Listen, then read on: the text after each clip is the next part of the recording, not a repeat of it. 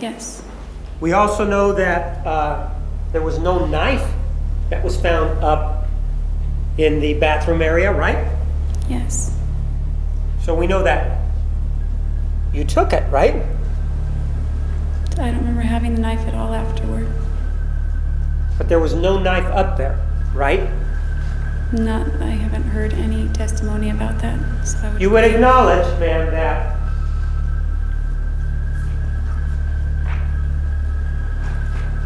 Exhibit 193, that Mr. Alexander was stabbed. You would acknowledge that, right? Yes.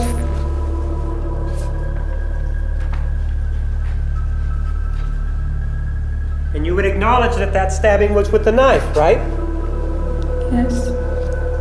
And according to your version of events, you would acknowledge that that stabbing was after the shooting, according to you, right?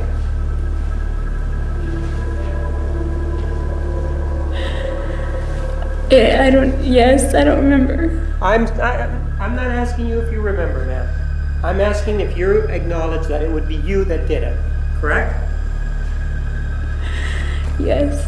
And you would acknowledge that a lot of the stab wounds, and if you want, we can count them together, including the ones to the head, were to the back of the head and to the back of the torso, correct? Okay. Well, no, I don't count them. I don't know. I'll just take your word for it. Would you like to take a look at the photograph? No. So if he is being stabbed in the back, would you acknowledge at that point that he's no threat to you, right? Objection calls for speculation. Overruled. I don't know. Well, if he's already been shot, according to you, and he's facing away from you, how could he possibly be any threat to you?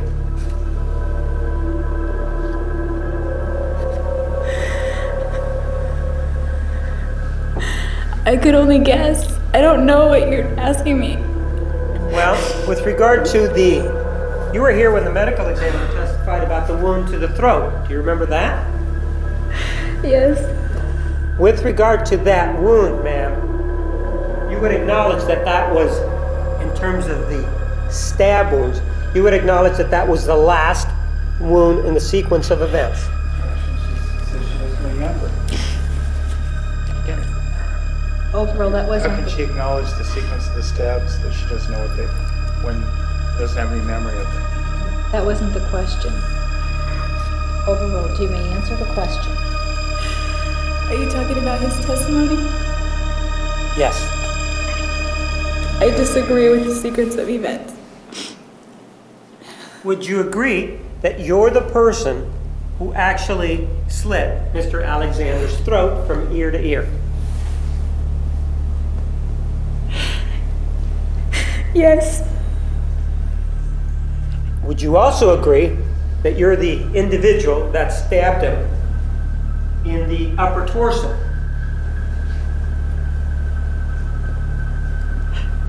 Yes.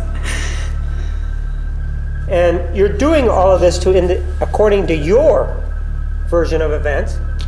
You're doing this to this individual after you have already shot him, right? Yes.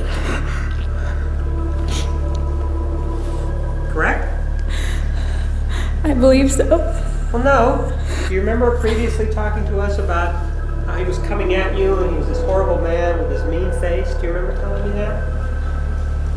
Yes, I didn't say he was horrible. Okay. Thank you for correcting me, but do you remember telling us that he was a mean man? Not today. Well, Not previously you did say that he was a mean man, correct? I think I did, yes. And on this particular occasion, you told us that he was cursing at you, right? Yes. And that he threw you down, right? Yes. That he chased you down, right? Yes. And this is the individual that you shot first, right? I didn't know if I shot him, it just the gun went off. The gun went off, right? You can at least acknowledge that. Yes. Correct? That's something that you did hear, correct? Yes. the things that we also know is that there was this rope that was involved earlier in the evening, or in the day, at 1 o'clock. Do you remember telling us about that, about 1:30? Yes. And it involved this sexual interlude with you and Mr. Alexander, right? Yes. And you told us that it went behind the headboard. Yes. The police did not find a rope there, correct? Yes. You took that rope, didn't you? Yes. Why would you take that rope, ma'am, if you were in the fog? I don't know. I don't remember taking it. The rope, according to you, didn't have anything to do with the killing, did it? No, not that I remember. Well, but you acknowledge that there was this rope that was taken, right? Yes. Don't you also acknowledge that you were the one that threw it away? Yes. So then you would acknowledge that you're the person that took it, right? Yes. And even though you were in this fog, as you call it, you knew as you're walking in this fog to go looking around for this particular rope, as you say, right? I don't know. Well, you did say that you did take it, right? Yes. And in fact, you remember where you threw it away, right? I think it was in a dumpster. Right, you said you threw it away in a dumpster, right? Yeah. Well, other than that, it would show that you had been there, ma'am. Why take the rope and then get rid of it? I don't know. Maybe for that very reason. I don't know. So you did take the rope then. You also changed clothing, right? I think I did. I don't. Well, you said that you pulled off the side of the road in the desert, right? Yes. And that you said that you went to the trunk of the car, right? Yes. Isn't it true, ma'am, that that's where you claim to have the gas cans? That's where they were. Pardon? Yes, that's where they were. And so the gas cans and the gas were in the back with the water, right? Yes, the case of water and my suitcase. And you found that you had some blood on you, correct? Yes. And back then, that was at the time that there was this stop or security checkpoint before Hoover Dam, right? I pulled over before that checkpoint. Right. You were not so much in a fog that you didn't know that the checkpoint existed, right? I did not know that the checkpoint existed. Well, you just told me that was when the checkpoint was there. Do you remember telling me that just now? I came to know of its existence when I drove up to it, or when there was a sign or something. But conveniently, or to your advantage, you stopped the car before you got to the checkpoint, right? A long time before the checkpoint when I called Ryan, or texted somebody, or Leslie or someone. So the answer is yes, correct? Yes.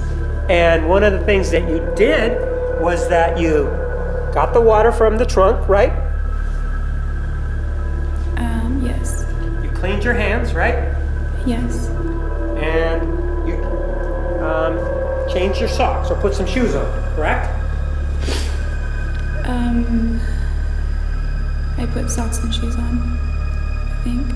Right. And you took the clothes, the bloody clothes that you had on, you took those off, right?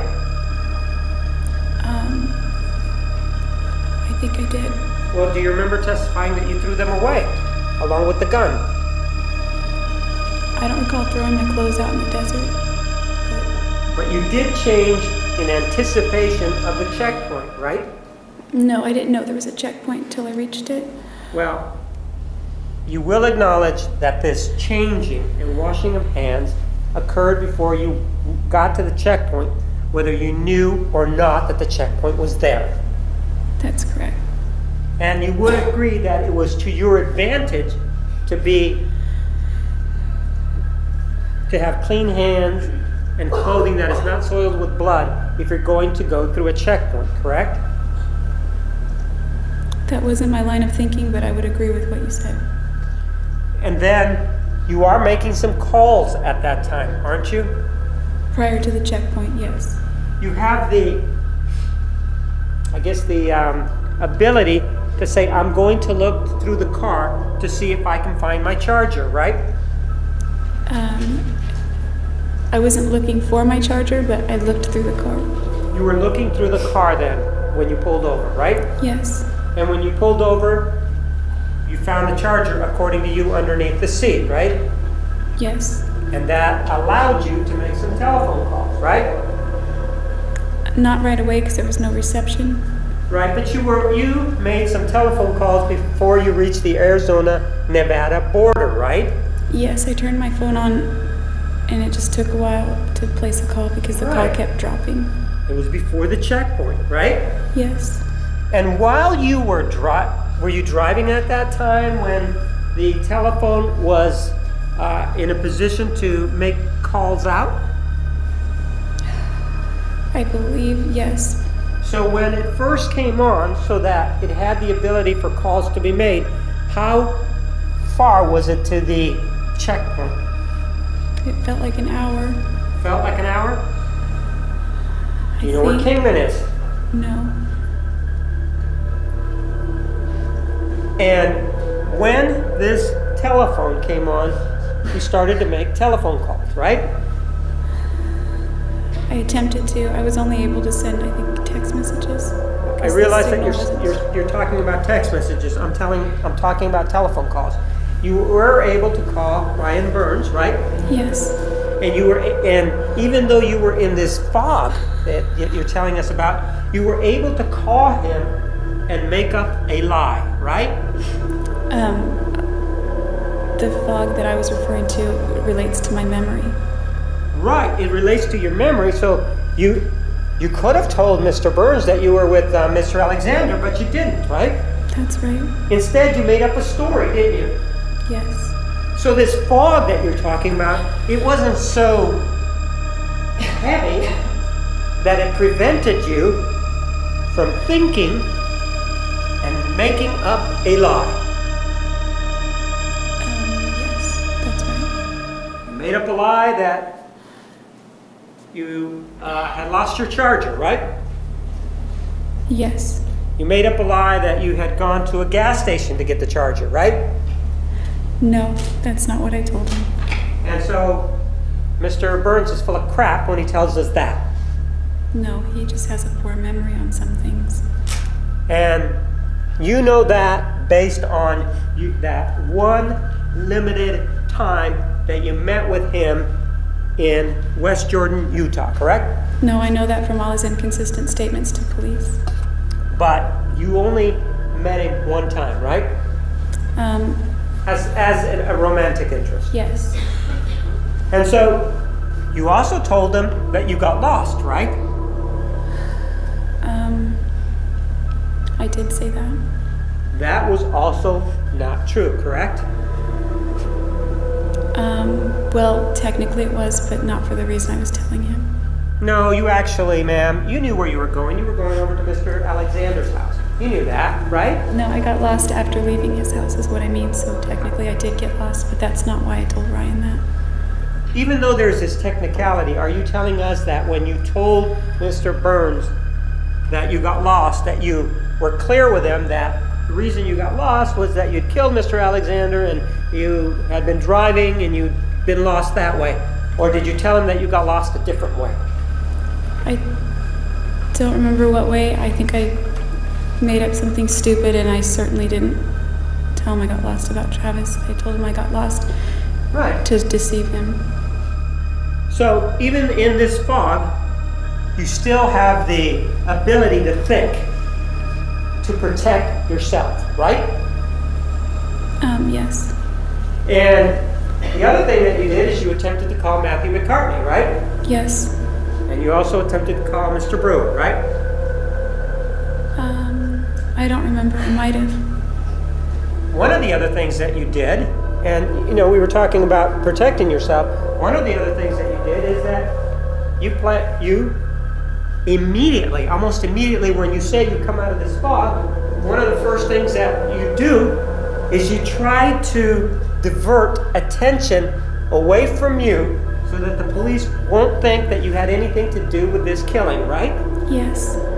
And this fog that you were under that you're telling us about is not so deep that it stops you from fabricating or attempting to fabricate evidence, right?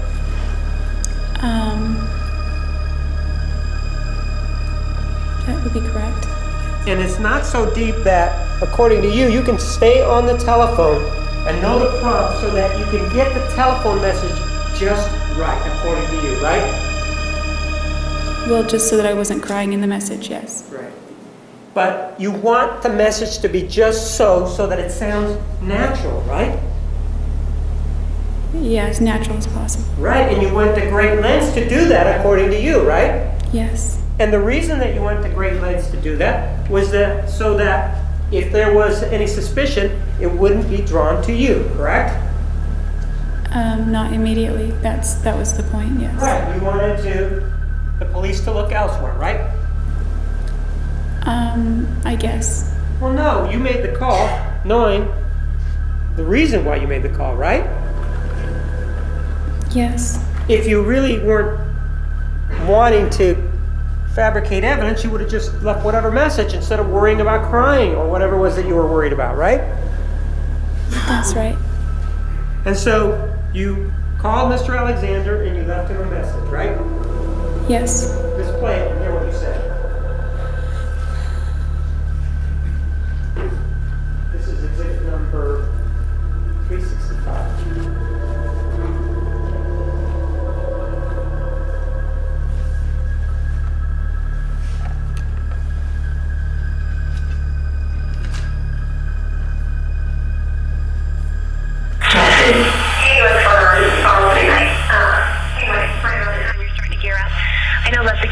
So I already talked to her, so you can call her back if you want, but it's not necessary. My phone died, so I wasn't getting back to anybody. And what else? Oh, and I drove 100 miles in the wrong direction, over 100 miles, thank you very much. So yeah, remember New Mexico? It was a lot like that, only you weren't here to prevent me from going into the 3 digits, so fun. Tell you all about that later.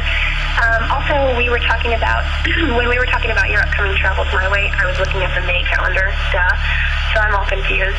But Heather and I are going to see Othello on July 1st, and we would love for you to accompany us. I don't know when Team Freedom's event is, though, but, it's on the list, so we could do Shakespeare, Crater Lake, and the coast, so if you can make it. If not, we'll just do the coast in Crater Lake. But let me know, and I will talk to you soon. Bye. End of message. To delete this message, press 7. To save it in the archives, press 9. Message will be saved for 21.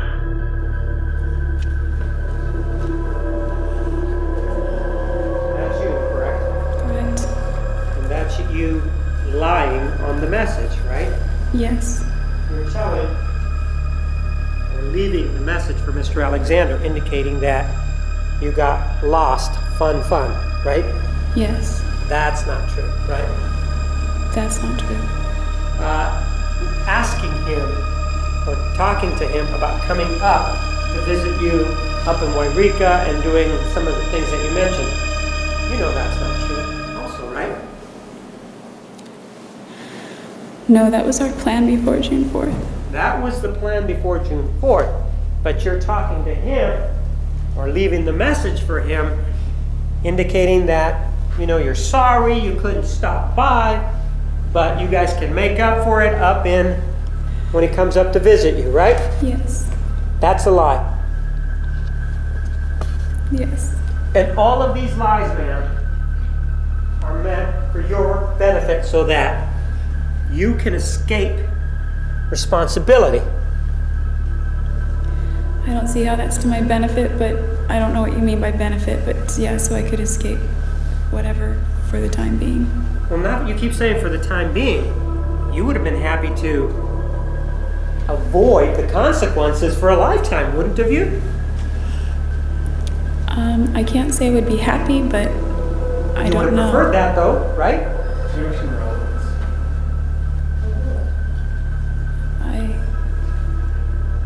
I don't know how to answer that. Well, you didn't go to the police with any of your information ever until they contacted you, right? I think I initiated the contact. Oh, so you're saying when you called the police, you told them the truth? No, I'm not saying that. You would have been satisfied to avoid any responsibility for the killing of Mr. Alexander, wouldn't you? I don't know if satisfied is the word, probably relieved for the time being. Okay, you would have been relieved to avoid any consequences for the killing of Mr. Alexander, correct?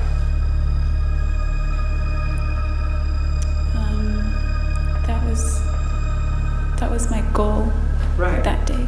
And that's why you left this message that we heard in exhibit number 365, right? Yes, well, that's part of the reason. Well, that was the main reason, wasn't it? Yes. I mean, there would be really no other reason to leave a dead man a telephone call, would there? I probably wouldn't have done that, but Leslie said she called his phone asking for me because I was missing, and then I thought, well, maybe I should do something about that, and that's why I did it. So ultimately, that was the main reason, yes. So you're looking to Leslie Jodi as the reason why you left that telephone call, man? No, I said the other, to avoid whatever was the ultimate reason. You gave me a reason involving Leslie Jodi right now, didn't you? Yes. I So wouldn't you're have thought to leave him a message if I hadn't talked to her prior to leaving that message. And then she said that we've been calling, and we called Travis and left a message and that kind of thing. But she told you that, ma'am, believing that he was still alive, didn't she? Yes. You knew better, though. I think I did. And so you didn't have to follow her advice, right? She didn't give me any advice. Well, you didn't have to follow her words, did you? I didn't have to, but it reminded me of his cell phone, and that's... But I chose to like do it. I chose to. I'm not. If you're going down the route saying Leslie made me do that, I'm not saying that. I'm not saying Leslie made you do it. I'm saying you're looking again in a personal relationship, in an issue that is absolutely yours to own. You're looking for somebody else, saying, Leslie Jodi, I talked to her, and as a result of talking to Leslie Jodi, that's why I left this. Ma'am, Leslie Jodi really didn't have anything to do with that call, right? I made the call. I just got the idea after speaking with her. So she was the reason why you had the idea then? That kind of, I guess. And according to you, if it had not been for Leslie Jodi, you wouldn't have thought about it, right? I probably might have thought of it eventually, but maybe not. I don't know. I just know that I thought of it after she mentioned she had left a message on his voicemail. And so because of this outside stimulus, you decided to leave this message, right? It was your decision. It was my decision. Just like visiting Mr. Alexander was your decision, right? Yes. On June 4th of 2008. It was your decision, right? Yes.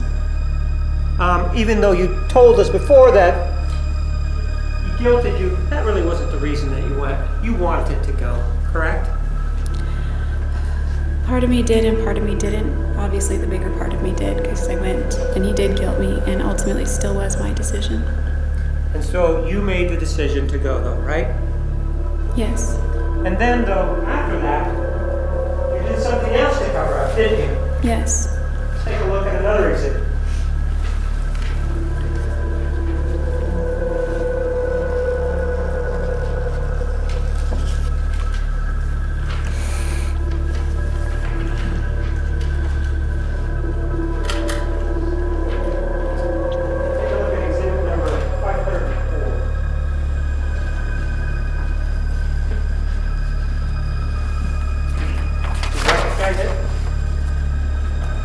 Yes. It's a text message that you sent, correct? Yes. What's the date on it? The 6th of June. Pardon? June 6th, 2008. And it's to Mr. Alexander, correct? Yes. And again, the hours are off by 7, correct? Yeah, I didn't look at the hours. Well, why don't you just take a look at the hours just so that we can make sure. Okay. They're off by 7, correct? Yes. Move for the admission of exhibit 504.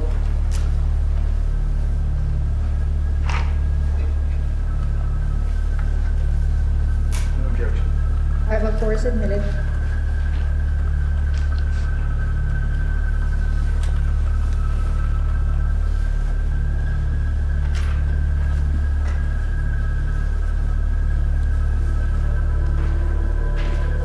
Let's take a look at this text message.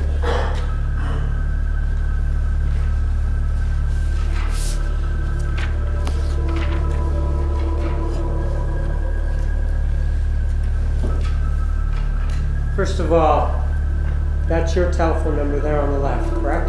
That was, yes.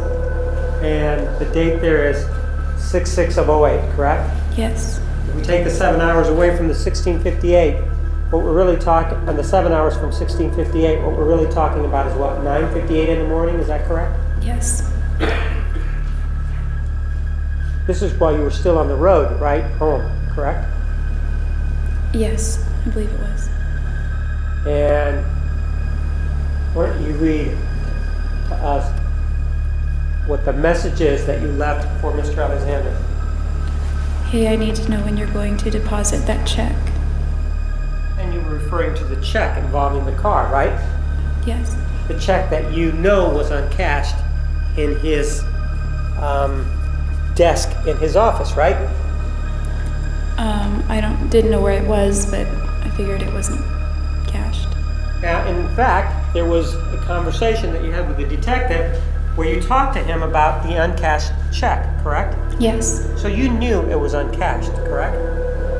By the time it hadn't cleared whenever I talked to him, I knew it was uncashed. But another thing that you knew on this date is that Mr. Alexander was dead, didn't you? Yeah, I think I And did. you did that again so that you could cover up what you had done, right? Yes.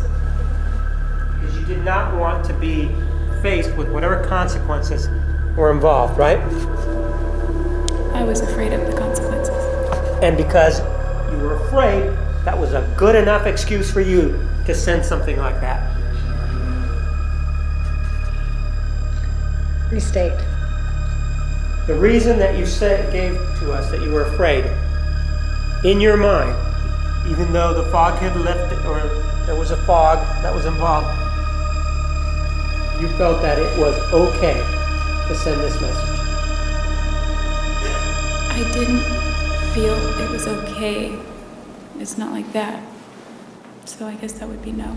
Well, then why are you sending it? Are you sending it so that he can reach him in the grave, or what?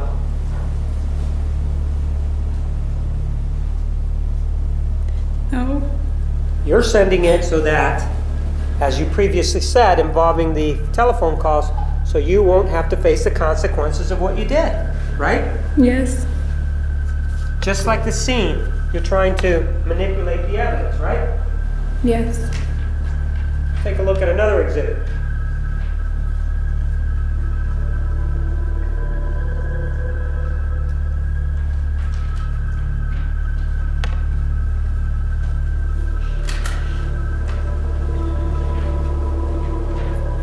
Exhibit 505.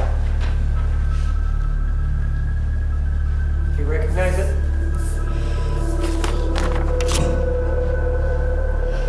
Yeah. And that's an email, right? Yeah. Sent by you, right? Yes. Sent to Mr. Alexander, right? To his email. And what date and time was it sent? Saturday, June 7th, 2008. What time? I'm sorry. 10:21.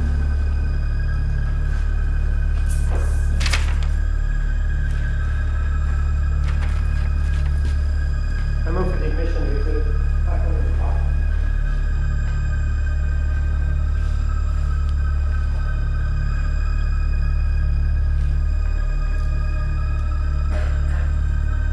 No objection. 505 is admitted.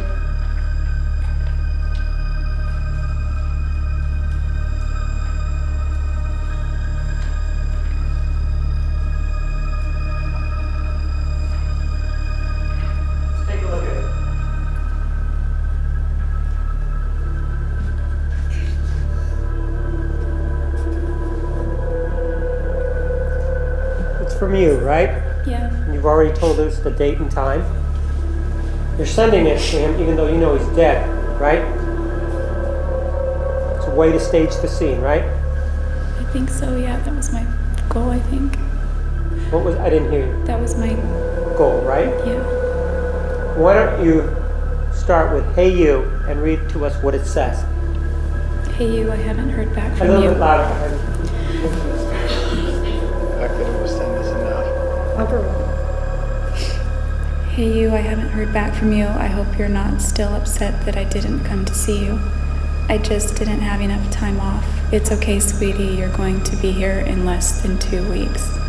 We're going to see the sights.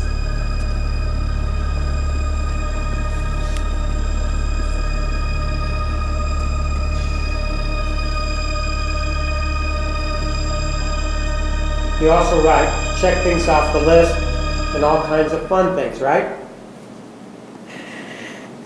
Yes. You say Oregon is beautiful this time of year. Yay, be happy, correct?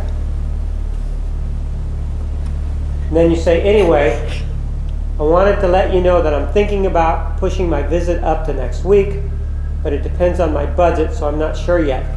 I know you'll be in Cancun, but I'll probably crash at your house in your cozy bed anyway.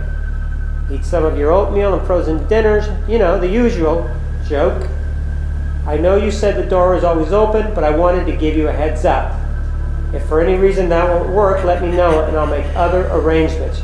Your house has always been my second home, although it's a bit more lonely without naps around. You're probably in California right now, but wherever you are, get a hold of me at least before you head to Mexico. Thanks, hon, Jodi. You wrote that, right? Yes. That was your way of it. An attempt for you to, again, stage the scene, so to speak, right? Yes.